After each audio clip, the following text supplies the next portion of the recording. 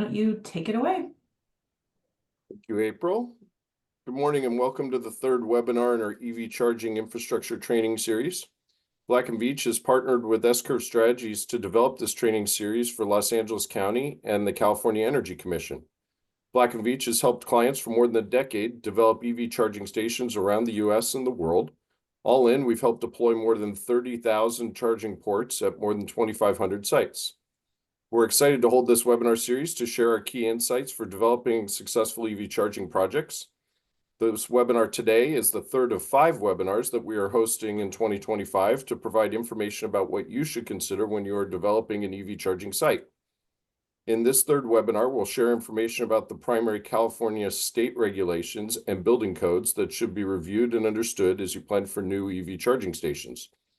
Recordings of the webinars in this series will be posted on the Los Angeles County website for you to share with colleagues or reference in the future, and we'll provide links to that later in the webinar. If you have any questions during the training, please post them through the Q&A button in Zoom, and we will do our best to answer them at the end of the webinar. So let's get started with some introductions of our team today. I'm Will Einstein, and I'm a principal consultant at Black & Veatch, and I'm a member of our Clean Transportation Advisory practice. Prior to joining Black & Veatch, I spent more than 20 years in various roles leading the development of clean transportation and customer programs for a large electricity and gas utility. I'm a passionate owner of 2 electric vehicles and love to talk about driving and charging them. With me today are April Bolduc and Randy Shimka from S-Curve Strategies. April and Randy, can you introduce yourselves? Sure. Thank you for having us today. It's great to be here. I'm April Bolduc, president of S-Curve Strategies, and over the last 15 years, I've done hundreds of EV charging site walks. I spent a decade at San Diego Gas and Electric, with most of that time on their EV charging infrastructure team. And since starting S-Curve Strategies about 7 years ago, I've worked on transportation electrification projects across 13 states. And I've been driving electric since 2011, so I know all of the fun ins and outs about driving electric and using public charging as well as private charging. And I'm excited to share the best practices that I've learned so far. Randy. All right, good morning, everybody. My name is Randy Shimka, and I work with April at S-Curve Strategies. I have over 35 years of utility engineering experience, including over a decade of specific experience in the clean transportation space, having to do with vehicles and charging station projects. I have both bachelor's and master's degrees in electrical engineering, and I'm a registered professional engineer in the state of California. But beyond that, I'm very passionate about EVs, and I really try to walk the talk when it comes to driving an EV every day. In addition, my family and I have taken very many all-electric EV road trips over the years, and of course, when we're on those trips, I always spend some time during our adventures visiting different EV charging stations to see what's new and what's getting installed all over the place. I'm very happy to be here with everybody this morning to talk about EV charging and the various regulations that impact our installations for EV chargers. Thanks, Randy. And what's exciting is this session is part of a comprehensive 5-part webinar series. So it's designed for municipalities across LA County and also just anyone looking to install EV charging in this region, whether that's commercial charging, residential charging, fleet locations. So each session builds upon the previous session, covering strategic site selection, business models and financing. Today's session's on regulations and implementation. The next is on the permitting process. And then finally, at the end of the month, we're going to talk about site design and operation. So we encourage you to participate fully to gain the most comprehensive understanding possible of really how to best site EV charging installations. And for our agenda today, we're going to cover several crucial areas. We'll begin with state regulations, focusing on Assembly Bills 1236, 970, and 1100. Then we're going to examine the civil codes affecting leases and homeowners associations in regards to EV charging installations.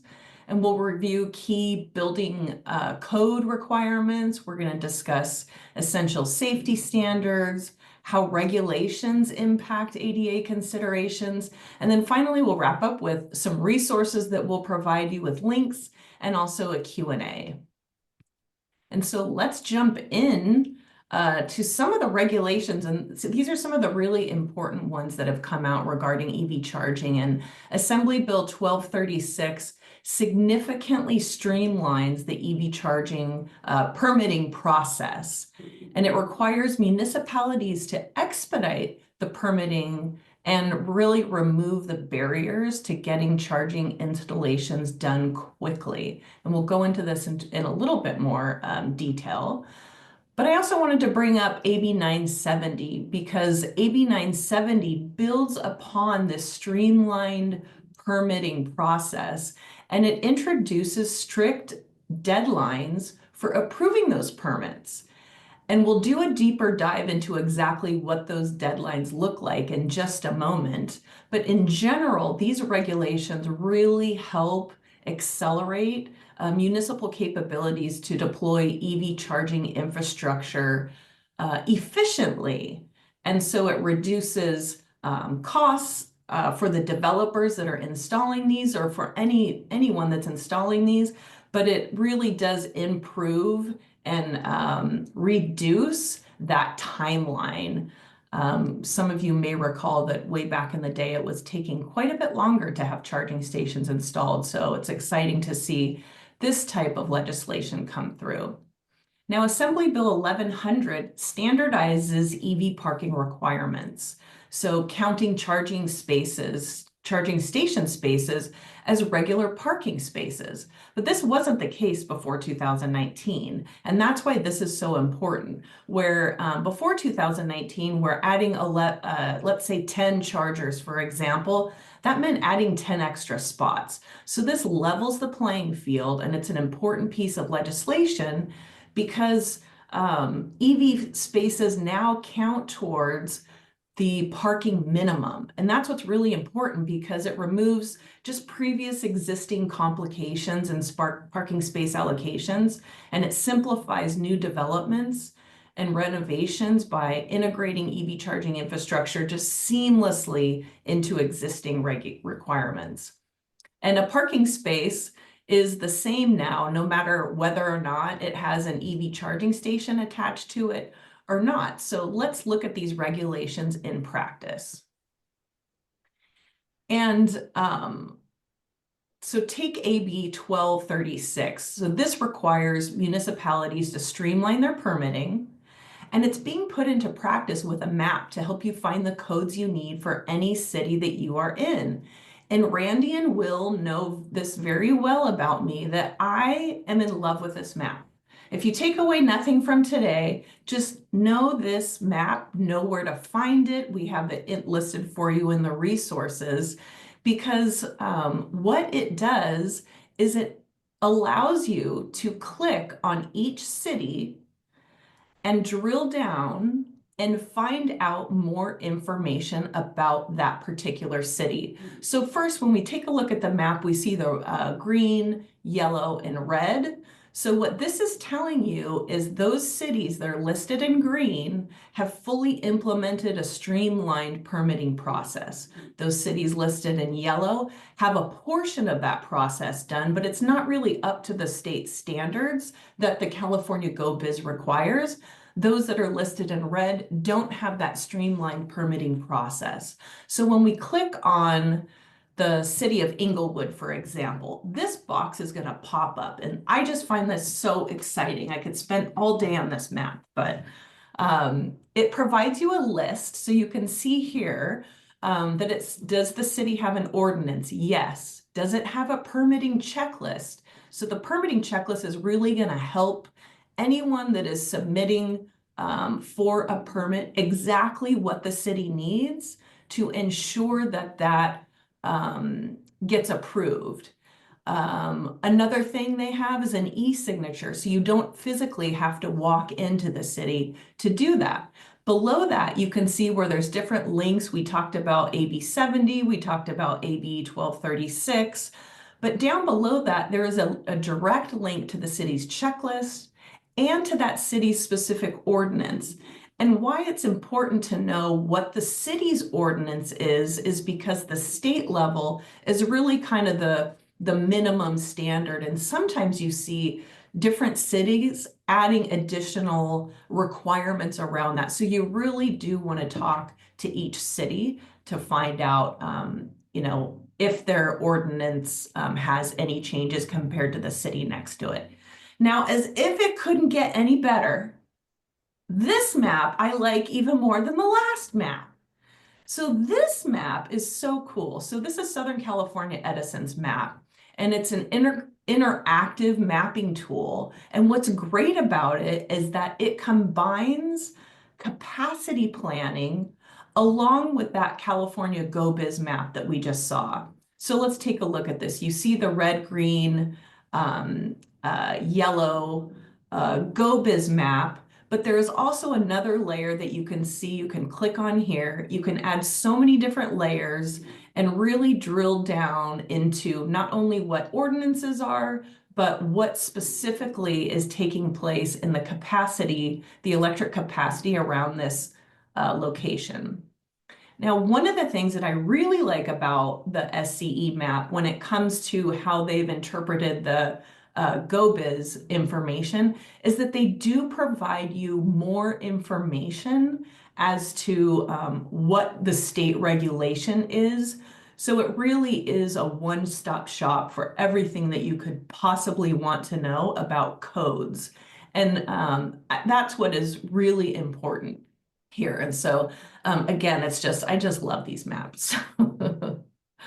So let's get into 970, AB 970, and the improves deployment timeline. So I had mentioned before that we're going to drill down a little bit more. Like, what do these approvals mean? So first off, what it means is that the application review deadline. So municipalities have a deadline to review the application for 5 days for smaller projects. So what's a smaller project? That's 1 to 25 stations. Anything 26 stations or higher, the municipalities have 10 days to review that application. So in addition to that, the timeline to approve the permit is an additional 20 business days to approve or deny permits that are for small projects, and it's additional 40 business days to approve or deny projects that are large projects. What's interesting is the AB 970 is also built in this kind of automatic approval process. So if a municipality does not complete the approvals, the review, the approvals within these timeframes, the permit is automatically approved. So this ensures that there's really no delays. We want to get these charging stations installed quickly, and that's really what AB 970 is doing. It's supporting that, let's get these chargers into the ground as quickly as we can so we can meet that demand. And then, of course, there's the parking space requirements. So this just prohibits municipalities from requiring applicants to replace parking spaces eliminated to accommodate EV chargers. So for example, for ADA, when you install one ADA spot, that counts as 2 chargers, but this really helps with some regulations around that. So looking at state-funded EV charging projects from the PUC, the California Energy Commission, and the California Air Resources Board, their particular regulation focuses on the electric vehicle charging or infrastructure training program. And what's exciting about this is state-funded EV charger installations require this particular certification if you are going to be working on any type of installation that has been funded by these organizations. So for example, let's say that you are using a utility rebate to support your installation. There are requirements around how many crew members must have the EV ITP training in order to work on that project. So this ensures high standards in installation, safety, it ensures reliability, it ensures operational excellence, because we all know, I think as Randy said, he's been driving electric since at least 2011 or before. I've been driving electric since 2011. We all remember those times when we've driven up to a charging station and it has not worked. So this is really what this is based on, is that let's get our electricians trained. And it benefits the industry as a whole because it puts the focus on chargers being installed correctly the first time. And this makes working charging stations, and EV drivers much happier when they're using them. So Randy, why don't you talk us through kind of the state funded projects? Okay, very good. Thanks, April. All right, so not too long ago, the California Energy Commission, in collaboration with the Public Utilities Commission as well, they issued requirements that had to do with the availability or uptime for EV charging. And so the stations that are funded with EV incentives, they have a 97% requirement for being up. And this affects chargers that are installed after January 1st, 2024, and it required that record keeping be done for at least 6 years. This is to try to eliminate that problem of the stations being down that April talked about. And so if the stations were installed using that incentive funding, they have to meet this 97% requirement. And this requires taking into account all of the downtime that would be accumulated for maintenance and repairs and even unexpected outages. And so operators are required, I should say, to provide real-time data on charger availability, and failure to keep that uptime above 97% could result in penalties or even the loss of funding. And because this is a relatively new set of requirements, there isn't a lot of data that's been published yet on the results, but the regulatory line in the sand, as I like to say, has been set. And I'm sure that we'll be seeing some data from these efforts soon. I know that everybody's talking about it, the vendors are talking about it.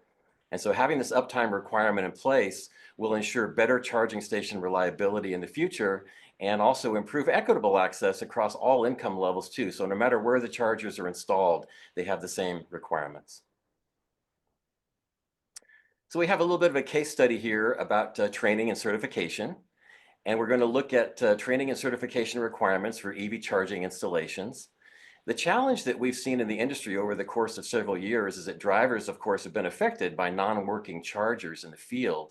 And this is due to many reasons, but probably most likely due to equipment issues and installation issues, and in some cases, even a lack of regular maintenance.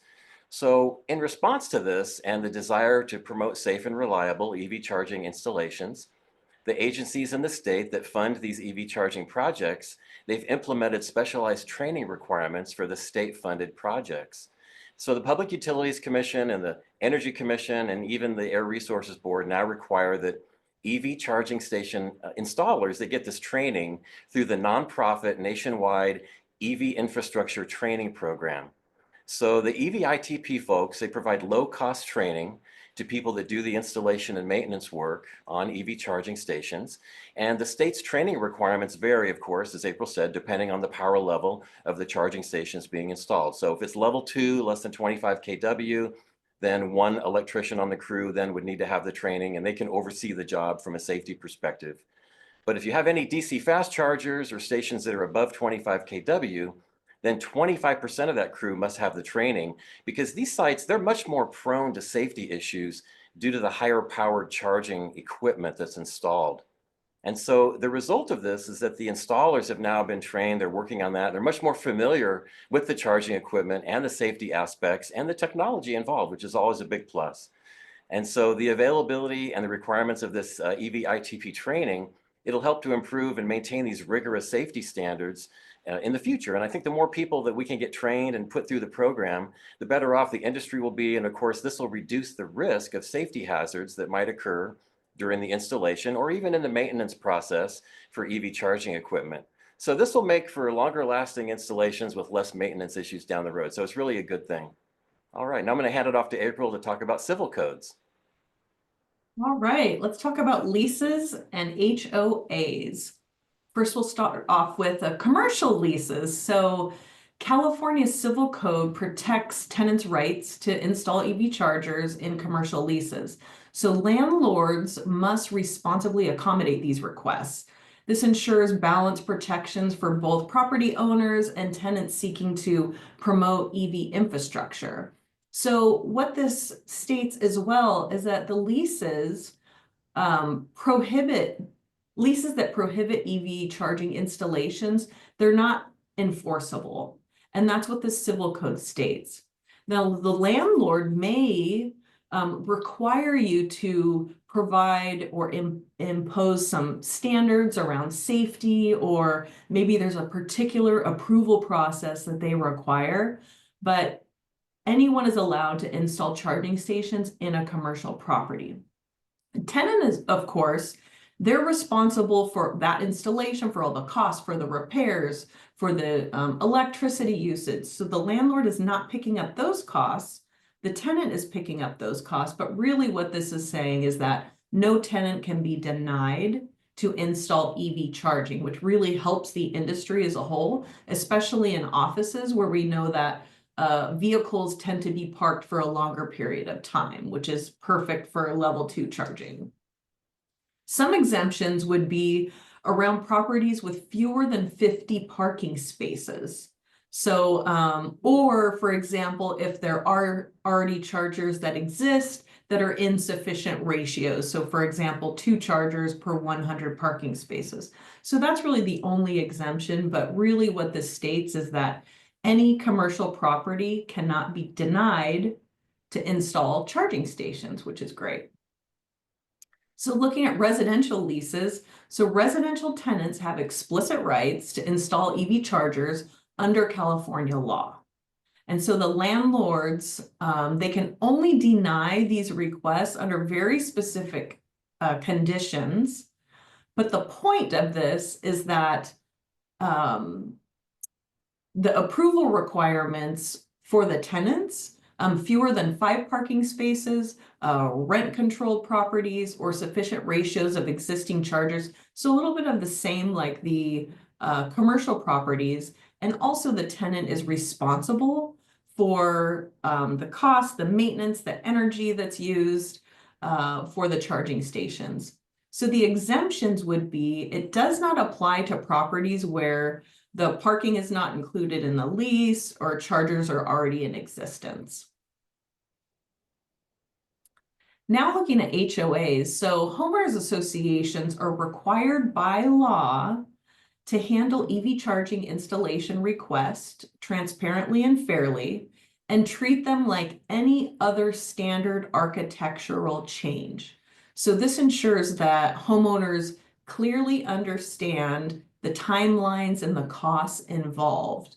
But what it really does is it really empowers those that are living in HOAs to install charging and to not be denied access to have charging for their vehicle. The HOAs are also required to approve or deny the applications within 60 days, or they're deemed approved. Unless, of course, the application comes back and it says, hey, we just need some more information, that can take over the 60 days. But similar to the other ones, the other civil codes that we looked at, the owner responsibility is for installation, maintenance, repair, removal. However, what we have seen is instead of having one member of the community paying for the charging installations, HOAs are really starting to understand that when you install charging, you increase the value of the property in general, and you increase the value of every unit within that HOA. So a lot of times they'll look at more of kind of a broad implementation of that. So let's jump into California building codes, Randy. This is the good stuff. All right, the good stuff. The most important thing about the California Building Code is that it contains the California Green Building Standards Code, which is referred to as CalGreen, and that is what addresses sustainability and EV charging construction requirements and standards for the state. So CalGreen is the big thing. So stepping back a little bit, the California Building Code is usually referred to as the CBC, and is part of Title 24 in the California Code of Regulations. So the CBC is updated every 3 years, and the current revision was issued in 2022. So as more EVs have been sold and the charging requirements are more fully understood and fleshed out, CalGreen has been and will continue to be updated to reflect the state's EV charging needs. So let's talk about some CalGreen key terminology here. It can get pretty complicated, so let's break it down for some basic terms here this morning. So an EV-capable space is a space that has capacity reserved in the electric panel, and there's raceways installed that are ready for future EV charging to be installed. So EV-capable is for future charging. An EV-ready space already has a dedicated branch circuit in the panel and a receptacle or a charging station installed at the end of the branch circuit, so it's ready to charge vehicles now. An EV charging station it's a fully operational station, and it can either be a level 2 charging station or a DC fast charging station, either one of those two flavors. And so CalGreen's definition of level 2 charging is either a 208 or 240 volt charger with a 40 amp circuit, which is the standard size circuit for most of the requirements.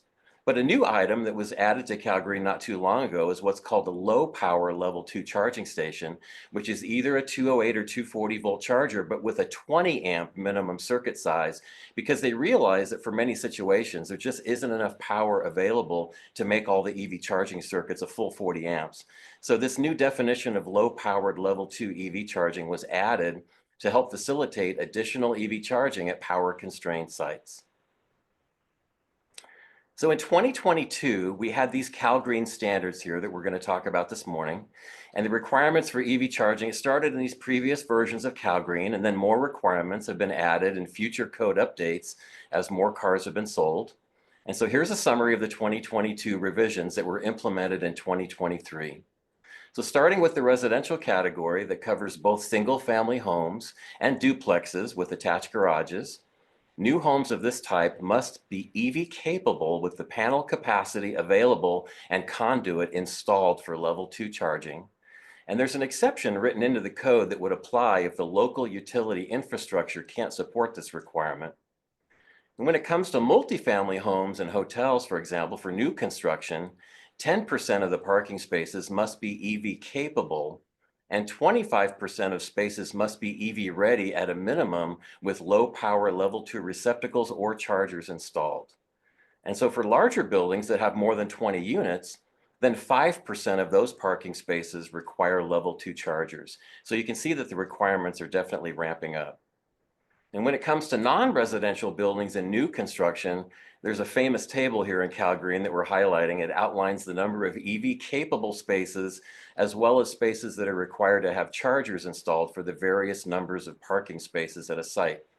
So for example, for larger lots that have over 200 parking spaces, the CalGreen requirement is that 20% of those spaces need to be EV-capable, and 25% of those EV-capable spaces must have charging stations installed on day one. So the requirements are definitely going upward. So then in 2024, we had some new multifamily CalGreen additions here. So the charging requirements were revised for new multifamily or hotel motel buildings. And there's now a requirement that 40% of parking spaces must have either low-powered EV charging receptacles or chargers, and 10% of the parking spaces must have operational level 2 charging. So in addition to these operational chargers, at least 50% of the chargers must have a standardized connector. And the most popular standardized level 2 connector these days is the J1772 connector, which is defined by the Society of Automotive Engineers. And so all EVs today can charge from this type of a connector. So there's also a power source mandate that EV charging receptacles in multifamily parking facilities must be connected to the dwelling unit's electric panel unless it's infeasible to do so. This allows drivers to be able to take advantage of any utility rates that are offered for EVs, so it can be on their own residential account, and there's usually cheaper rates available that way. So for existing multifamily buildings, 10% of the spaces that are added or altered during a renovation must be EV capable, and the service panel legend or directory of circuits in that panel must identify those circuits that are reserved for future EV charging and then label them as EV capable.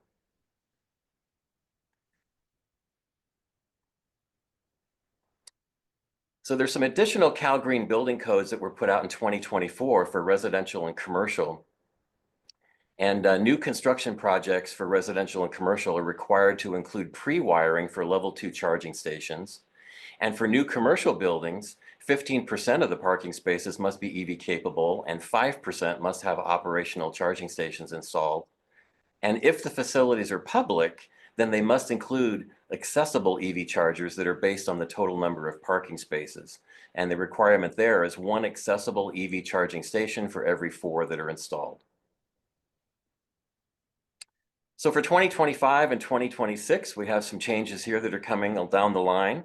And so there's some changes in the making.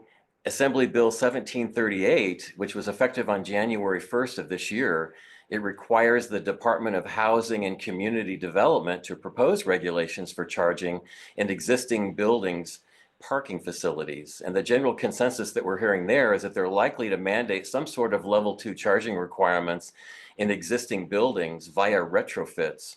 Probably will be starting next year. And in the 2025 California Building Code cycle, which is proposed for 2026, new multifamily units will be required to install 1 EV ready space per unit. And these could be 20 amp circuits at a minimum, and will also apply to new parking lot additions or alterations that require permits. So there's also a provision that power sharing can be allowed in these type of installations, but at a minimum power level of 3.3 kW to make it useful, and that will help to facilitate overnight charging. So these requirements are in place because the state has a goal to address charging access for apartment dwellers, which basically represent about 1/3 of California residents. And of course, overall, there's a statewide push to align with the California Energy Commission target of having over 2 million EV chargers in place by 2035. So we have a case study here for the California Building Code to discuss charging requirements at a new commercial property that has 400 parking spaces. So applying the CalGreen materials that we've just reviewed and the tables involved, we know that 20% of those 400 parking spaces, or about 20 spaces, must be EV capable.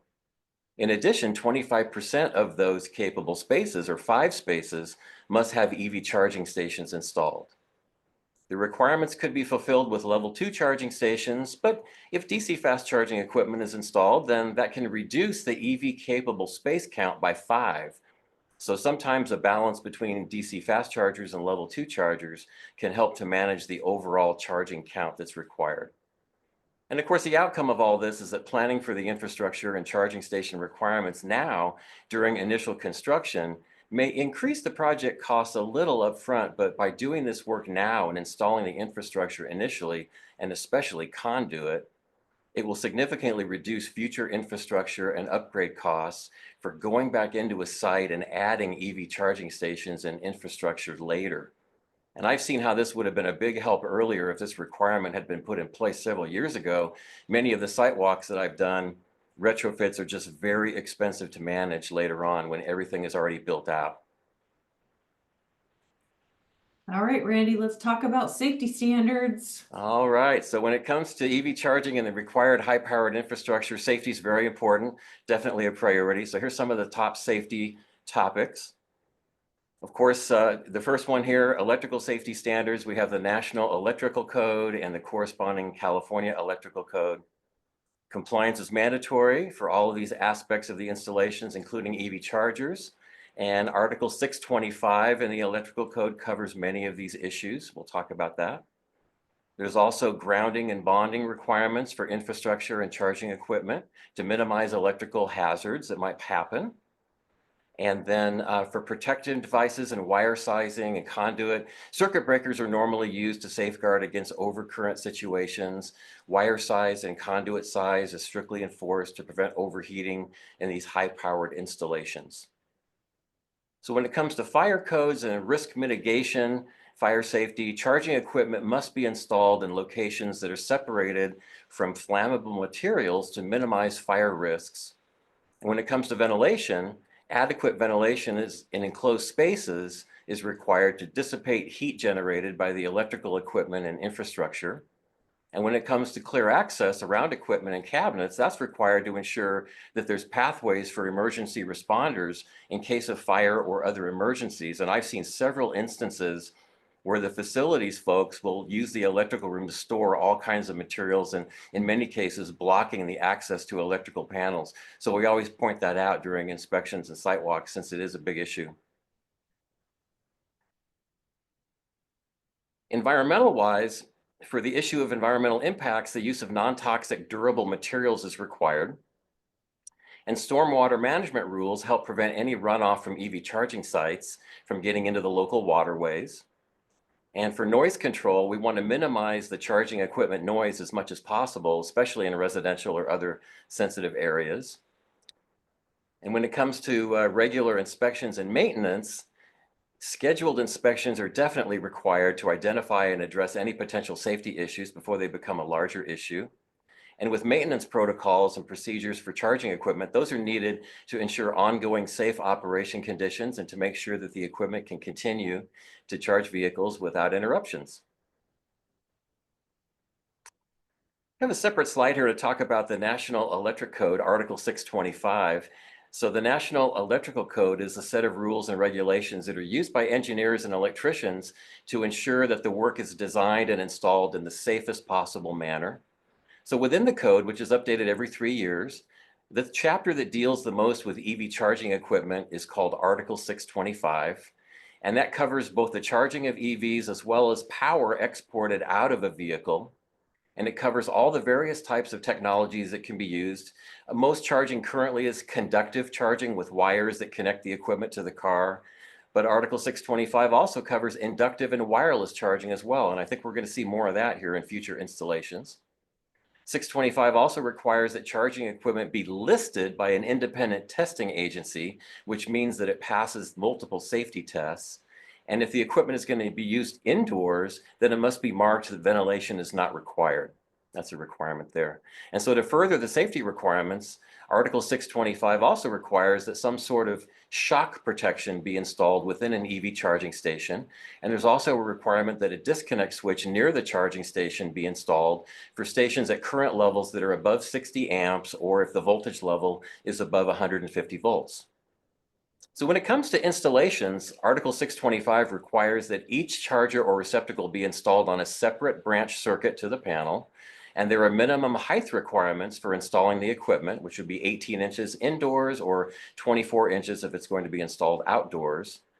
And the National Electrical Code also has requirements that dictate the wire size and the conduit for all the electrical installations, including chargers. And this is very important. It's one of the biggest safety factors in the code because overloaded wires, too much current, or too many wires in a conduit can lead to an overloaded or unsafe condition. So Article 625 is definitely the Bible for a lot of the EV installation wiring requirements.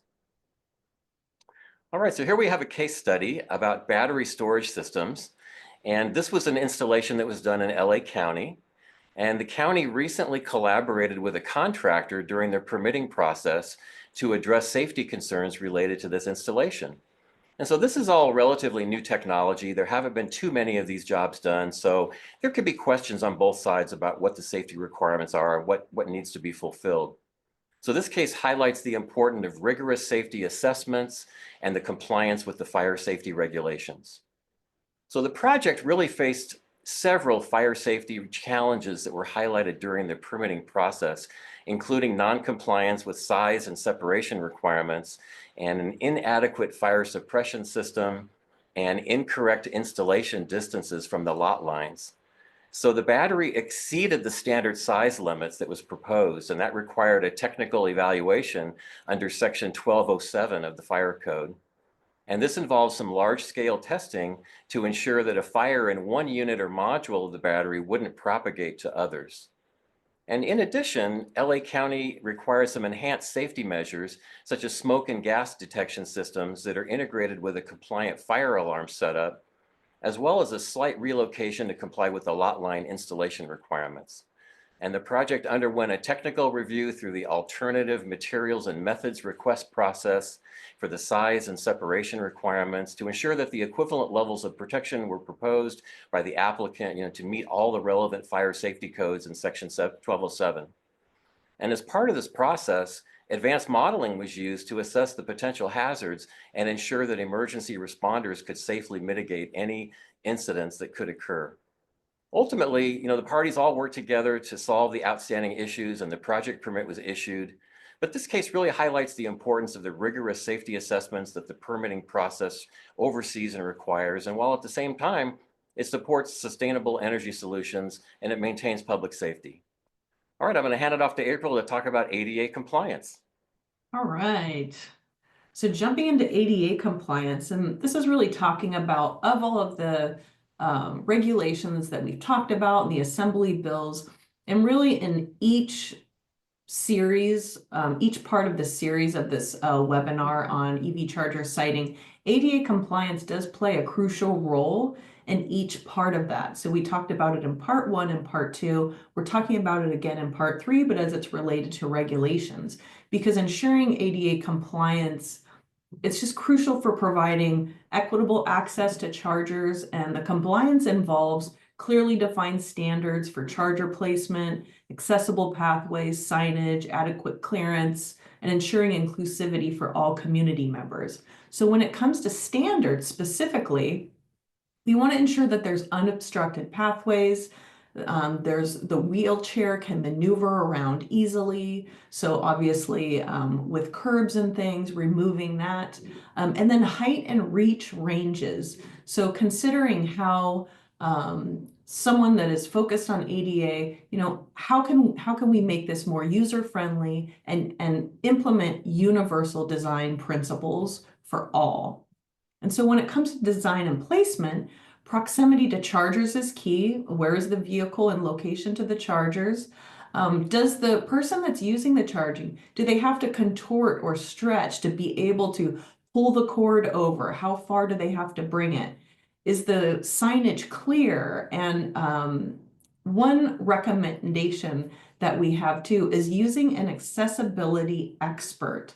I know that Randy and I have used them before, and they're just really fantastic when it comes to being able to determine, from a cost perspective and accessibility perspective, what is the best way that we can make this work?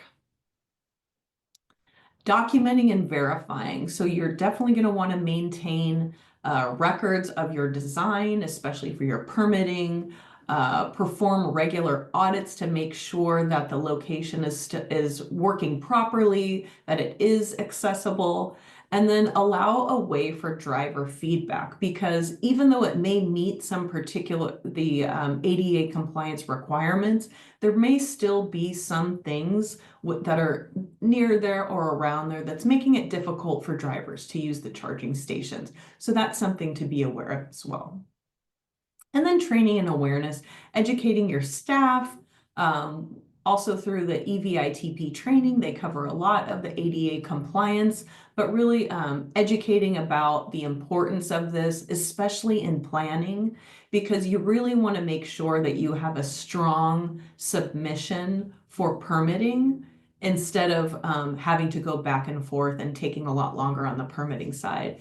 We want to know that the signage is clear and that there are clear driver instructions as to how to operate the equipment as well. All right, thanks, April. So certainly we know that ADA design is a very important topic in the EV charging space. And since many people think that a picture is worth 1,000 words when it comes to the ADA rules, we have this drawing here to illustrate the various aspects of the ADA requirements when it comes to the design process for it's a smaller installation. So of course, EV charging installs have to comply with Section 11B in the California Building Code, and that also includes the accessibility requirements. So you could look at those sections in the code, but there's nothing like an illustration to really help explain the physical layout of an ADA compliant charging project. So you can see on the left here in this drawing, there's a van accessible EV charging space, and it's a larger space at about 216 inches by 144 minimum. And it has the cross-hatched area on the right so that a person can get out of their vehicle. And on the right-hand side of that space, we have what's called a standard accessible EV charging space. It's a little bit smaller than the van space, and this one is 216 by 108. And the diagram shows the positioning of the associated charging stations, the space that has to be left open, the accessible space in and around the chargers. And you'll notice that there's a third space on the right-hand side. That's what we would call a regular or a standard space. And it, along with the associated charging equipment that would feed that third space, that's not impacted by the ADA requirements. So like many topics in the EV charging space, the ADA requirements change periodically. So we encourage you to stay up to date with your your ADA knowledge. And as the regulations change, you want to be right in there with them so that you can keep your knowledge up to date. Great, and let's jump into a case study. And before you do that, Randy, this is a great time. If you have any questions, just post those in the Q&A and we'll be able to get to those in just a couple of minutes. All right, very good. Thanks, April. So we have this case study here to highlight the associated ADA requirements. And this involves an EV charging station installation at an existing building. And the tenant there in the building wants to install 14 level 2 charging stations. This is a fairly common thing. So they need to help to make sure that their design is complete. They need some help perhaps with a compliance specialist, like April said, but the design will maximize the usable footprint in the parking lot and help to minimize their costs. That's what they're trying to do. So the first step is to figure out from the code materials that 2 ADA spots are going to be required. And you can see from the table, we have 14 chargers that we're talking about. So that's going to fall into that row in the table that says 5 to 25. So a single van accessible space will be required and a single standard accessible space will also be required. And so in this particular case, due to the physical layout of that parking lot and those ADA spots, we think that they would best be served by single port chargers so that those chargers can be positioned very specifically to service those ADA spaces and to meet the requirements. But on the other hand, the remaining 12 chargers that need to be installed, we think that that would best be served by using 6 dual port level 2 charging stations, because that will help to minimize the trenching and it'll in turn help to control the equipment and the installation costs at the site. And so, of course, you need to get to know the ADA portion of the code to be able to go through these examples and to spot exemptions like what I'm going to point out here. But this particular site has an exemption that we can take advantage of. So normally there's an ADA path of travel requirement that's required to go from the chargers to, say, the building. But since these new chargers will be installed at an existing facility where vehicle charging is not a primary function, then it falls under exemption number 10 and they don't have to have that path of travel. So that's a good thing. And then the other good news here is that the parking lot is already within the plus or minus 2% level or grade requirement where the charging stations are going to be installed.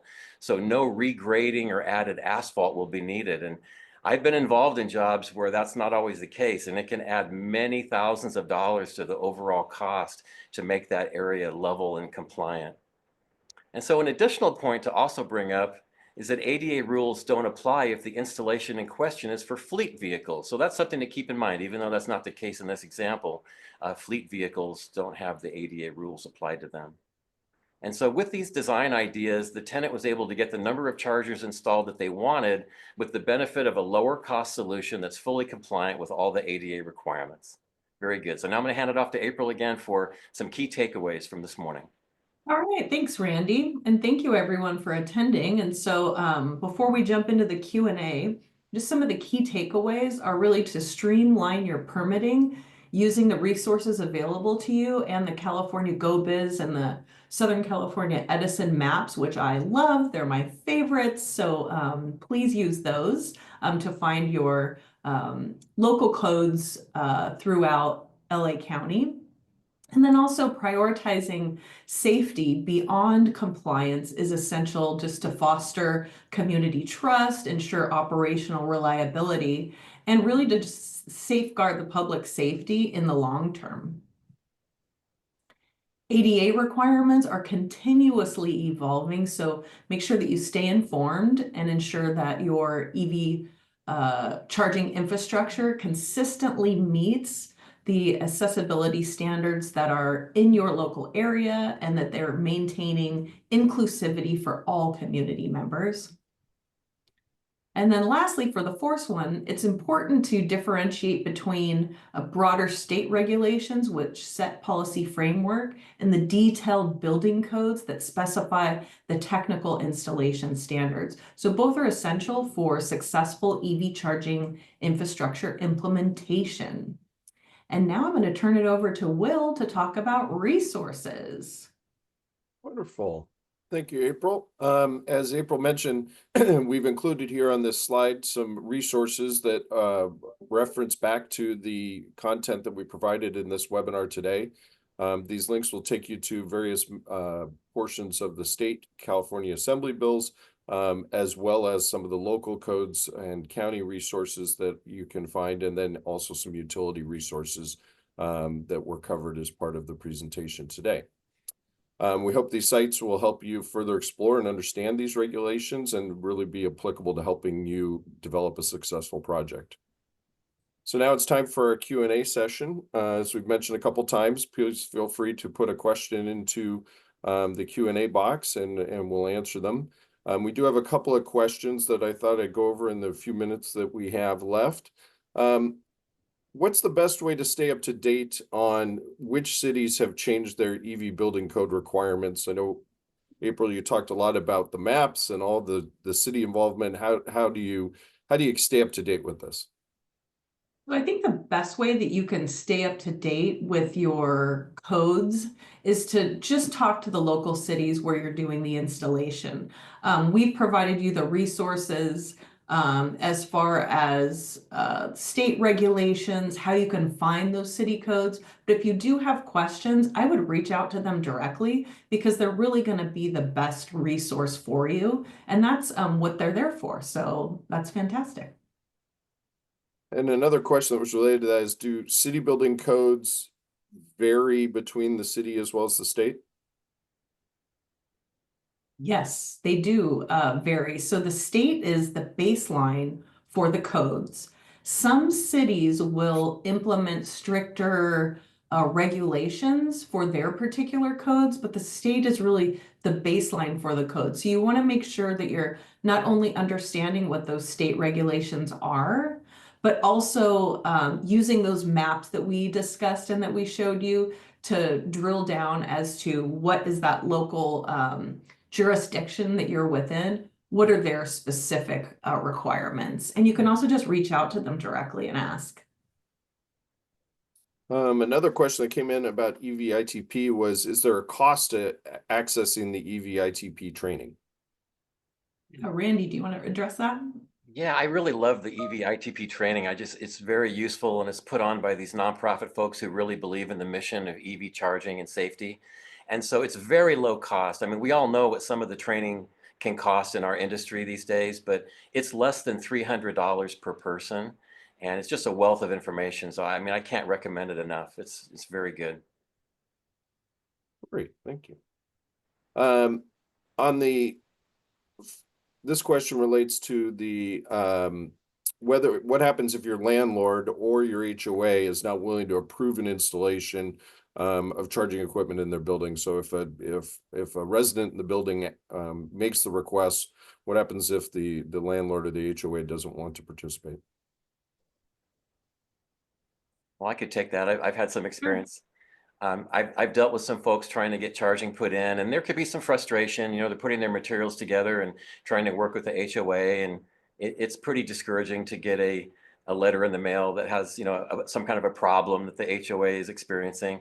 I always suggest that people just go to the meetings, go to the board meetings, chat with them, have the conversations, find out what their problem is. I mean, they're in it to help the development, the HOA, and look after the residents, but they also, you know, this is a law and they know about the laws. And so I just recommend having that conversation before threatening, you know, to bring in an attorney. And that really raises the stakes all the way around on both sides. So a conversation goes a long way.